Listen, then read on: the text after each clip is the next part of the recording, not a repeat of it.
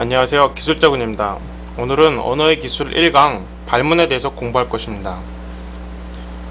오늘 공부의 목표는 바로 이것입니다.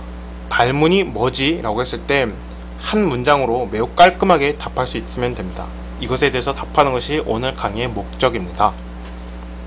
먼저 발문의 위치에 대해서 먼저 살펴보겠습니다. 발문은 이 문항 번호라고 부르는 것들이 있지 않습니까? 이 문항 번호 다음에 나오는 것들이 바로 발문이라고 하는 것들입니다. 이미 여러분들이 익숙하게 접해 보셨을 것입니다. 이 발문은 원래는 평가원에서는 문두라는 이야기를 씁니다. 문두라는 이야기를 쓰는데 저는 편의상 발문이라는 단어를 더 선호합니다. 이유는 보시다시피 말 그대로 문이기 때문입니다. 문으로 해석하면 됩니다. 여기서 문은 말 그대로 우리가 흔히 아는 door에 해당하는 그 문입니다. 원래는 한자로 푼다면 발문할 때 그 끝에 문이 우리가 door 할 때 그 문하고는 다릅니다. 하지만 제가 조금 더 인상적으로 전달하기 위해서 발문이라는 단어의 이 문을 우리가 현관문, 대문할 때 그 문으로 사용하곤 합니다. 문의 역할은 무엇인가요? 기본적으로 들어가게 해주고 또 나가게 해주는 것입니다. 들어가게 해주는 것은 문제 속으로 들어가게 해주는 것입니다. 그럼 문제 속에 무엇이 있죠? 우리가 얻고자 하는 답이 있습니다. 이 답을 우리가 구해서 문제 밖으로 나가서 또 이제 다른 문제를 풀고 이런 식의 과정이 시험 내내 50문제 내내 진행되는 것이죠. 그래서 우리가 이제 발문에 대해서 한 문장으로 간단하게 한번 답해 봅시다. 이 발문이라는 것은 일종의 뭐라고요? 일종의 문이라고 했습니다. 근데 그 문을 통해서 우리가 이 정답을 고를 수 있게 해주고 결국 이 발문이 하는 역할이란 이 정답을 찾는 이 기준을 제시하는 문이라는 것입니다. 아마 이런 이야기를 어디서 많이 들어보셨을 것입니다. 어디서 많이 들어봤죠? 아마 초등학교, 중학교, 고등학교 맨날 들어봤을 거예요. 문제를 정확하게 읽어라.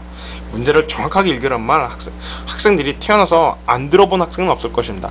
하지만 그 말을 제대로 알고 있는 학생은 거의 없습니다. 왠지 아십니까? 우리가 어떤 것이 중요하다는 걸 인식하기 위해서는 그것이 중요하다고 외치는 걸 들어야 하는 게 아니라 그 중요한 것이 없었을 때 어떠한 문제점을 초래하는가를 알았을 때 우리가 그것이 진짜 중요함을 알 수 있습니다. 근데 많은 경우에 내가 발문을 제대로 읽지 않았을 때 어떠한 결과가 초래되는지 잘 모르기 때문에 사람들이 그 중요성을 잘 모릅니다. 이 책은 그 발문의 중요성을 알려드리기 위해서 발문을 제대로 읽지 않은 경우에 어떠한 문제점이 초래되는지 아주 심각한 문제를 초래하는 문제들을 엄선했습니다. 자, 기술시범 문제를 하나씩 풀어봅시다. 첫 번째 문제입니다. 발문이 좀 특이하죠? 아마 이 발문을 처음 보셨을 것입니다. 저도 처음 봤고요. 처음 볼 수밖에 없는 이유가 처음 만들었으니까 처음 봤겠죠. 그래서 이 문제 정답률이 쉬운데도 불구하고 60%밖에 안 됐습니다. 정답률이 60%는 낮은 축에 속합니다. 정답률이 80% 이상이면 그거는 정말 누구나 맞히는 문제라고 생각할 수 있지만 정답률이 60% 이하가 된다면 꽤 변별력이 있는 문제라고 볼 수 있습니다. 자, 따라 읽으시기 바랍니다. 발문에 이미 문제를 어떻게 풀어야 하는지, 즉 답을 어떻게 찾아야 하는지 다 제시되어 있다. 반드시 따라 읽으세요. 제가 읽을 때 여러분도 따라 읽어야 이 강의가 효과가 있을 것입니다.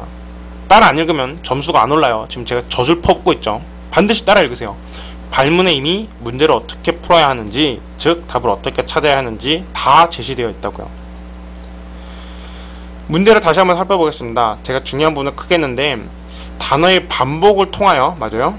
여러분이 단어의 반복을 통해서 특정한 의미 효과를 나타내었다고 합니다. 기억이라는 것은 반복을 통하여 특정 의미 효과를 나타냈다고 합니다. 그렇다면 반복을 안 했다면 그 특정 의미 효과가 없었다고 우리가 생각해낼 수 있는 것이죠. 뭐라고요? 반복을 했을 때 반복을 안 하면 특정한 의미 효과가 없었는데 반복을 하니까 특정한 의미 효과가 생겼다라고 이렇게 해석할 수 있습니다. 그래서 2번, 3번, 4번, 5번 같은 경우는 보시면 대강 바싹바싹 멀리 이것들을 다 지우더라도, 맞아요? 다 지우더라도 의미가 달라지는 게 없습니다. 즉 이거를 반복한다고 해서 특정한 의미가 덧붙여지는 것도 아닙니다. 즉 이것들은 답과 멀다는 뜻이죠. 반면에 1번 걸음걸음을 그냥 걸음이라고 바꿔보겠습니다. 발을 옮겨 놓을 때마다 걸음 치마폭이 너풀거린다. 무슨 말인지 모르겠죠? 맞아요? 이것은 반복했을 때 어떤 특정한 의미가 있었는데 우리가 그 반복을 지워버리니까 특정한 의미가 사라짐을 이야기합니다. 따라서 기억의 효과와 유사한 것은 바로 지웠을 때 의미가 이상해지는 1번이고 기억과 똑같은 것이 됩니다. 여기서 여기서 걸음걸음을 반복했더니 어떤 뜻이 나왔나요? 걸음걸음을 반복했더니 걸음마다, 맞아요, 걸음마다. 사이사이를 반복했더니 사이마다, 이렇게 마다라는 특정한 의미가 덧붙여진 것을 확인할 수 있습니다. 이 기억의 효과라는 게 결국 뭔가요? 이 기억의 효과, 결국은 요 마다에 해당하는 것이겠죠. 2번 문제 풀어보겠습니다. 2번 문제 아마 여러분들 책을 보면서 조금 질리셨을 수 있습니다. 왜냐면 문제도 굉장히 길죠. 문제도 길고 해설도 심각하게 깁니다. 제가 봐도 야, 애들이 그 첫 페이지